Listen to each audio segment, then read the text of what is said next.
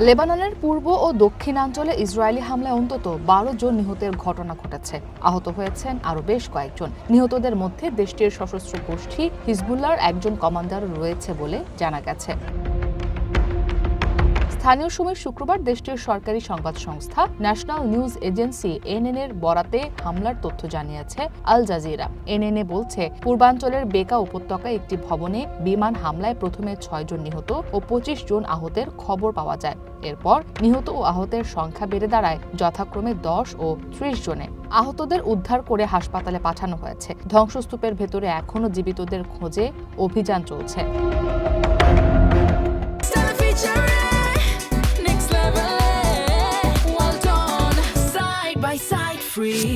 Israeli সেনাবাহিনীর দাবি, তারা বালবেক এলাকায় হিজবুল্লাহর কমান্ড সেন্টার লক্ষ্য করে হামলা চালিয়েছে। হিজবুল্লাহর একটি সূত্র বার্তা সংস্থা এএফপি-কে জানায়, নিহতদের মধ্যে তাদের একজন সামরিক নেতা রয়েছেন। এর আগে শুক্রবার দক্ষিণ লেবাননের সাইদন শহরের উপকণ্ঠে অবস্থিত আইন এল হিলওয়ে শরণার্থী শিবিরেও হামলা চালায় ইসরায়েলি বাহিনী। এই হামলায় অন্তত ২ জন নিহত বলে জানায় দেশটির স্বাস্থ্য মন্ত্রণালয়।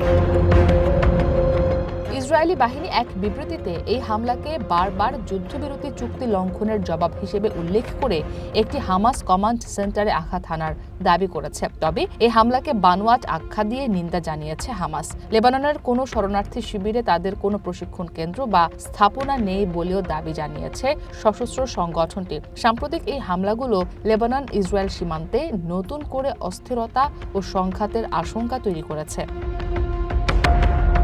ইসরাত মুক্তি, ওয়ান ইন্টারন্যাশনাল ডেস্ক।